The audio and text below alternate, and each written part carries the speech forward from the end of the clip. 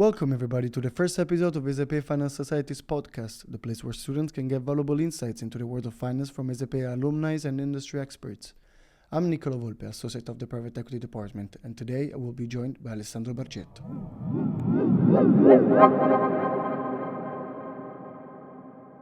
Hi everyone, my name is Alessandro Bargetto, class 2020 of ESCP, currently working in private equity industry in a fund that is called Suzy Partners AG in Switzerland, in Zurich. And previously I did many experience, of which one of the last one before joining the private equity industry, it was Morgan Stanley in the M&A team in Milan. And yeah, that's the short introduction. Perfect. Thank you very much, Alessandro. So, first question, what advice would you give to a student at the early stage career? What are the fields that we should target the most when doing the application process? I know that you have been doing the restructuring as a first internship. Do you think it's the best basic platform to then reach the private equity sector, or you believe M&A is still the safest choice? Good question. I mean, to answer to the question, probably I will give like a really like common answer. I think it's related really to itself. You need really to decide as soon as possible which path do you want to follow. So if you want to follow the path in the M&A, I suggest you really to focus yourself on learning as much as possible on books, lessons, and all the different things about M&A, finance, corporate finance, all these things, and try to apply to this field as soon as possible. In my previous, as you pointed out, I did different experience before joining M&A. And I think that was because I was not clear in my mind what to do. And I think this is the probably the common thinking of all the students in this moment. But you really need to understand ASAP what are your what you want to do in your life, because this is essential, because otherwise it's going to be always difficult to change from one job to another and one field to another. So my advice is really to understand ASAP what you want to do in your life. Okay, in order to reply to this statement that you just made, when did you first realize your passion towards finance? So for me, it was tough because, as you pointed out, I started in consulting, restructuring in KPMG. Then I moved to consulting. It was a management consulting. True, applied to banking, but it was management consulting with Bearing Point. Then I moved to a big corporation that was ExxonMobil in the energy field. That was because ESCP, like in the best and also in the worst way, they teach you like generic stuff and management stuff. So you do like HR, organizational, finance, all the different courses. And basically it's difficult for you to understand what you like. But then for me, the key points was the last year in ECP, because at the time, I know that now is different, but at the time we had our specialization in the last year of ECP in the M2. So I decided to go forward with the corporate finance, because I'd like at the time I'd like really like to understand corporate finance better, because for me it was like a sort of black box. And then there was a course of valuation in Paris, and it was really like a game changer for me. I improved a lot in that course also, and also like my passion arise. So I really like started going deeper and analyzing all the different books, studying you are aware of like the questions from IB and all the different like answer that you need to learn basically by memory. But and then so I started to apply for investment banking. what my suggestion, then we can of course like going to the, I know that there are some questions around like IB processes and interviews, so maybe like I leave you, Nicolo, for other questions. Thank you. Just quick question. Do you remember the professor who taught you investment banking as the last specialization? The professor that maybe changed your mind? You don't. Okay. Don't worry. But just keep going I with it. don't remember exactly the name, but she was a lady, ex Goldman Sachs, but for sure you know her. I don't remember exactly the name. Okay. I'm going to be in Paris the next semester. That's why I asked. Okay. How was the transition from investment banking, M&A? How was it first the transition between restructuring to M&A, and then how was this transition between M&A and private equity? And what were the reasons of your change? Okay, so I would say restructuring, I would call it more consulting, because yeah, it is true that is restructuring, but you know, restructuring KPMG is more like a consulting, finance consulting to CFO and how to restructure their functions. So it was completely different. So consulting is, I would say that is more a management thing. Is completely different. Is more related to like having a structured process. You provide an advice to a client, but it's a different advice compared to investment banking and also private equity, no? So it's less corporate finance and more management process. Then I think the most important one is the transition between investment banking and PE. I think the game change. Everyone say that, but I think it's really like being a client or being an advisor. And then another important process is that in investment banking you learn the process at the beginning at least, and then of course like when you are a more senior guy in investment banking, for sure is different, but at the beginning when you are a junior you really learn how to deal with the staff, how to deal with the request from your seniors. So they really teach you the process and how to deal with all the different requests. So they teach you the job, but actually you don't realize what you learn, because you're working basically for 24 hours a day, and you really need to be a machine, a sort of like monkey. And that's the difference between private equity and investment banking, because then in private equity is different. You need to apply what you learn, and that's why I think it's really important to start with investment banking, because you really need to learn the standards, and then you apply these standards in private equity, that you are a client. So of course it's a different process. You don't need to stay like always in touch with your advisor. I mean, it's different, and also like you think more.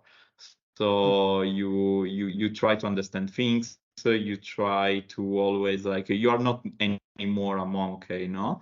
And this is the key difference and the key transition from investment banking and private equity. Then I think the last point you mentioned, what was the last point of the question? The reasons of the change. The reason, the reason was like a personal reason. I mean, I could have continued in investment banking, but probably I was not. It was difficult for me on a personal life to combine private life with like job and continuing in investment banking. Investment banking is really tough. It takes from you like basically 24 hours a day per 7 days. So even during the weekend, you don't have any weekends. And this is at least for 5 years. maybe yes, when you're associate, you is not like this, but still you don't have a private life. So in my case, I wanted to. I mean, I could continue in Morgan Stanley, in other banks, in big names like Citibanks, JP Morgan. I had different offers, but at that time, but also now, I decided to focus more also on the private part of the life. Which I think is really important. And you know, my passion is finance, and is still finance. It was finance and is still finance, and I wanted to continue with finance. So I decided basically to have a balance between the two. No, so continue with my passion, but at the same time having maybe like weekends free for myself. And but I really think that you need to start in investment banking because this is the way where you can learn a lot. Basically, before anyone, you can learn basically 4 hours, 4 years of experience in 2 years. So this is true. What they said that basically you combine 4 years of your life in two, and you can really like then apply what you learn in a small maybe team in a private equity, where you can really think strategically how to invest money, and how to value company, and how to create value add for your investments. Beautiful. Very noble of yours to take that step back in order to focus on your personal life. I think that's something that everybody should think when applying to investment banking in general. I believe it's a psychological contract that a person does with himself during the application process. About the application process, how was the application process for Morgan Stanley? It was tough. Pretty much. Before for sure, like before applying to every single investment bank, and this is an advice that I want to give you.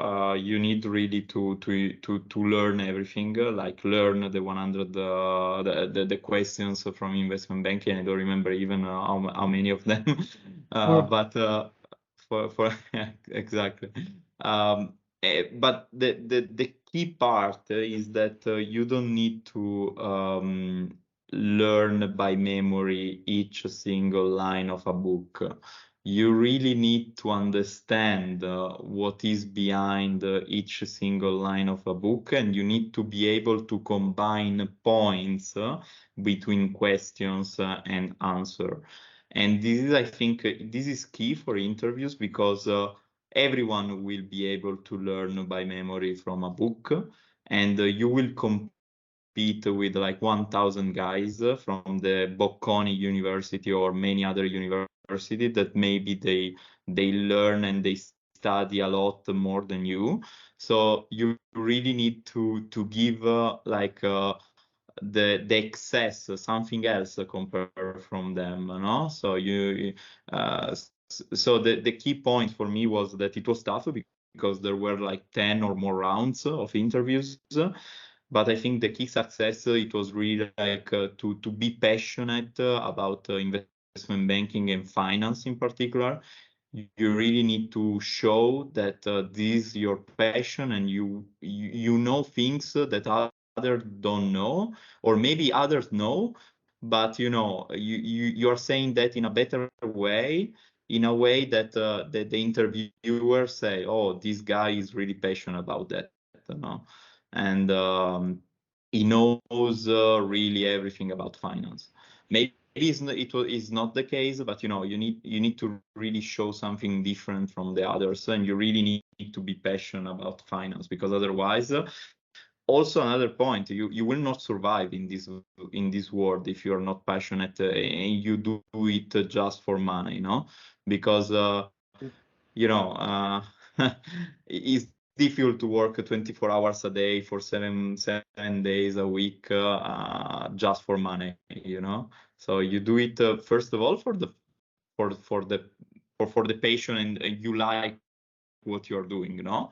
And then, of course, there is another component that is money, but I think this is the second one and on the priority. Because also nowadays you can do like tech, other jobs so that they can give you even more than finance.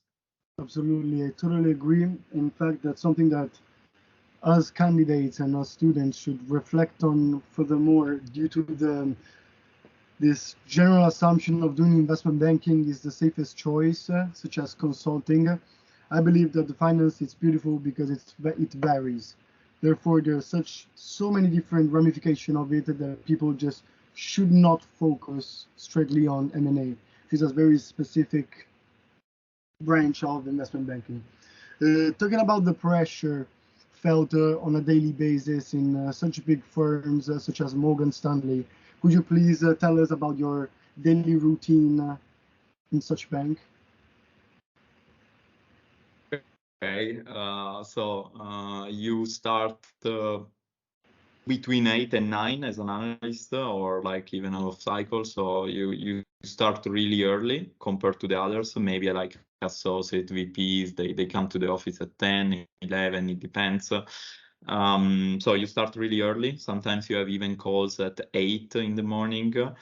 So maybe you start with the review of because in investment banking everyone knows that you have like teams, the supporting teams from India and other countries where they help you with like slides, market reports, highlighting you stuff, and helping you with the analysis of companies. So probably when you start your day, you review all the different market reports that you receive from these guys, that you have received during the nights from these guys. And you start putting together maybe like a presentation. It depends. Sometimes they ask you for one-pagers because the managing director maybe tomorrow goes to a dinner with a company that is listed in the FTSE MIB 40. So you need to prepare a one-pager, or maybe there is a sort of like presentation that you need to prepare for an RFP, because maybe your managing director is trying to apply for taking a deal of a transaction that maybe ENI or Enel is doing for acquiring a project in the south of Africa. So you provide you do the investment, a sort of RSP, where you prepare like a sort of preliminary evaluation, and you do preliminary analysis to get basically the mandate. Another important point is execution. So sometimes this was the marketing stuff, so you need to prepare presentation, you need to prepare one-pagers, you need to prepare RFP, and this is for marketing purpose. Once you get the mandate, you are in execution mode, so you're doing maybe sometimes you work on a model, you work on a preliminary evaluation, you work on an information memorandum, you work on different stuff. The problem is that basically teams are really small, and you need to cover 40 or even 60 companies, because it depends. Morgan Stanley in London is divided by industry. Morgan Stanley in Milan is divided by, basically is focused on FTSE MIB. So FTSE MIB has 40 company listed. And so you need to cover 40 companies from different sectors. And maybe the managing director tomorrow is going to a dinner with one, then a lunch the next day with another one, and you are just 8. I mean, when I was in Morgan Stanley, we were just 8 in total, of which one managing director, one director, one VP, and the rest was analysts and associates. So you can really understand the amount of work required from everyone, considering that it was marketing plus execution mode.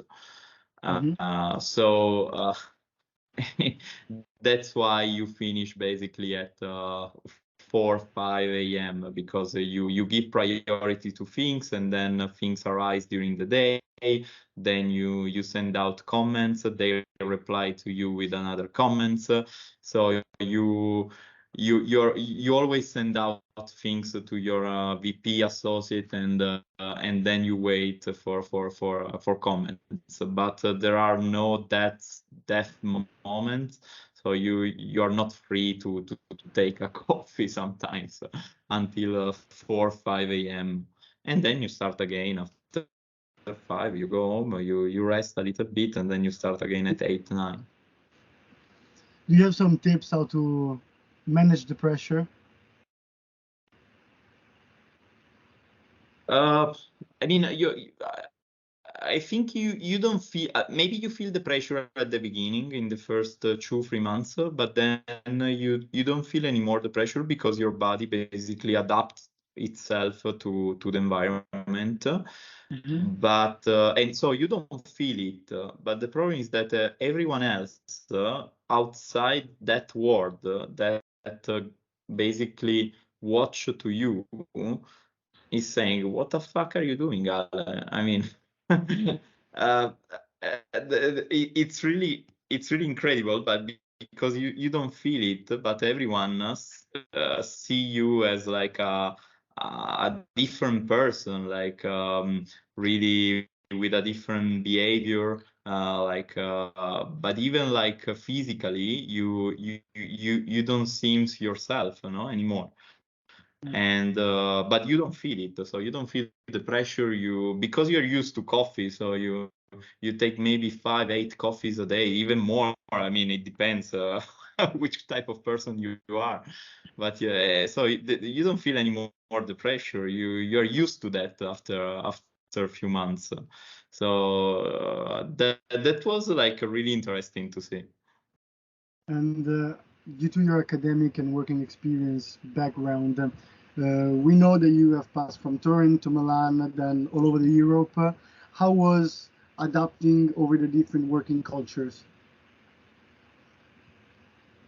I mean, this is key for ESCP, so we are used to that, and I think this is the key advantage for us in ESCP compared to Bocconi or other big universities in Europe, So we adapt ourselves to different environment. We show that we can live with different culture, and also like we are really thinking fast, because sometimes we need to change city for like 4 months. Then you need to apply for an house, basically for an house or for a job, and then you change again, then you go back, then you don't have anymore your friends, and then you need to adapt yourself with a new culture, with a new girlfriend sometimes. So it's really difficult, but this is the keys, the competitive advantage that we have compared to other universities. So I think this mentality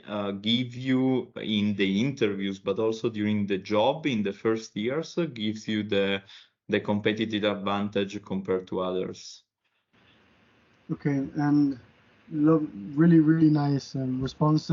How do you think, last question, did your working life impact your personal life? I think a lot. I mean, your work impact a lot your personal life. It depends how much do you work, what do you want to achieve. I mean, I think it depends person by person. No one. I mean, I agree with someone that says I want to become CEO of Enel, CEO of ENI. I agree. This is also my dream. But sometimes it depends how do you want to combine your personal life with your career success, Sometimes you are able to do both, and you are. I mean, this is fascinating. I totally agree. In my case, it was a little bit different because I decided to invest more on my personal life, deciding to go to Switzerland in the private in a small medium private equity, because I mean, for infrastructure we are quite big in energy, specifically in energy transition. But you know, compared to big names like Carlyle, CVC, that are doing more generic private equity, and not even in infrastructure, but in everything, and not even in energy transition, but also in energy transition. So, of course, they have like maybe 10, 20, even 200 billion of asset under management. In our case, we have 2 billion asset under management, but you can imagine that we are just specialized in energy transition inside infrastructure. So it's really like a big name for what we are doing, but not so big in the market. And you need just to decide what you need to what you want to do. For me, it was a nice to have, like a combination between private life and my passion. So I decided to do like that. But I mean, I agree with people that wants to continue in investment banking and do other stuff, you know. But you know, sometimes I know also people that they were moving to London with like also like relationship with their girlfriends for many years, and then of course something happened, because I mean when you work, it's difficult then to combine private life with your work. Absolutely. Thank you very much for this interview, Alessandro. We are very happy to have you. And one last question, and then we'll close the call. What's an advice that you would give to yourself at the early stages of your career? I think one of the advice I would give to myself, and I probably, I mean, I don't want to change my career and what I did in the past, but one advice that I would give is try really to understand what you would like to do as soon as possible. At the beginning of ECP, even I know that is difficult. I know, because I was in ECP, and I'm repeating that probably is like a black box for everyone. But try to understand what you would like to do at the beginning of your career, at the beginning of your studies, because then you have the time to plan in advance what you want to do. Maybe I mean, my example is really like perfect, because you can see that from consulting you can move to private equity, even going to banking. So I did really everything, but it was tough. It was tough. It was tough to convince HR, even analysts, associates, that my passion was to continue in finance, because I wanted to learn and to improve in that sector. So, and try also to create and link basically all your experiences. So an example, I went to ExxonMobil for corporate in pricing. It was an oil and gas, so energy related. Then I wanted to move to finance, where when I basically I applied to Natixis, and I went to Natixis investment banking, the energy team.